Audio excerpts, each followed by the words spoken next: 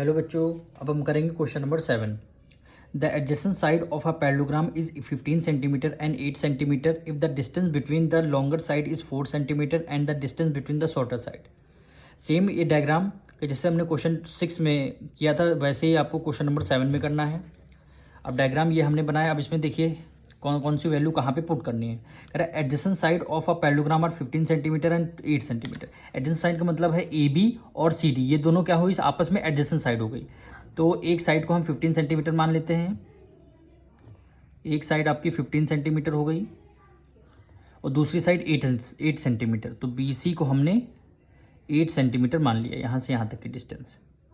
फिर कह रहा है if the distance between their longer side is 4 centimetre. Longer side यानी ई एफ आप ले लीजिए, कितने सेंटीमीटर है 4 centimetre. Distance between their shorter side यानी डी जी की वैल्यू आपसे पूछ रहा है, डी जी की वैल्यू आपसे पूछ रहा है। तो सेम वही करना है। देखिए हमें हमारे एक पैरेललोग्राम गिवन है, दो बेस गिवन है, एक ये बेस एक ये बेस, एक ये वाली हाइट एक ये वाली हाइट। तो हमें दोनों के हमने क्या करना है, पैरेललोग्राम के एरिया को दोनों के इक्वल कर देना है। अब हमें क्या करना है, इसमें सबसे पहले हम फॉर्मूला लिखेंगे। एरिया ऑफ पैरेललोग्राम क्या होता है, base multiply height, base multiply height. अब यहाँ पे देखेंगे area of parallelogram A B C D. Base आप इस बार बेस आपको ए बी लेना है और हाइट ई एफ लेना है। तो बेस आपका 15 हो गया, 15 सेंटीमीटर, और हाइट क्या हो ई एफ 4 सेंटीमीटर। फिर एक बार आपको बेस बी सी लेना है और हाइट डी जी लेना है। फिर क्या करेंगे, एक बार फिर लिखेंगे area of parallelogram A B C D. Base आपका क्या हो जाएगा, बेस बी सी इस बार लेंगे तो 8 सेंटीमीटर बी सी हो गया, और हाइट इस बार डी जी ले लेंगे तो डी जी को हमने D G as it is रख दिया।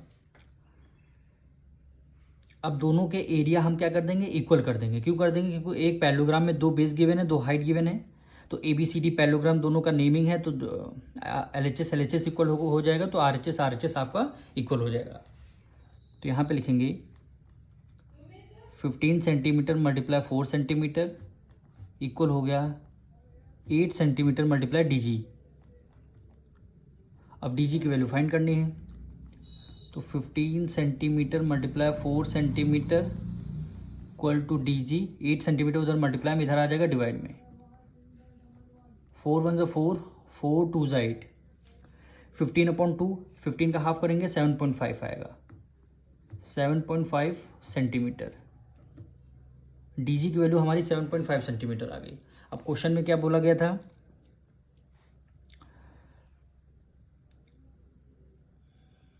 Find the distance of the shorter side, यानी शॉर्टर साइड क्या हो गई हमारी डी जी हो गई। तो लिखेंगे the distance of the shorter side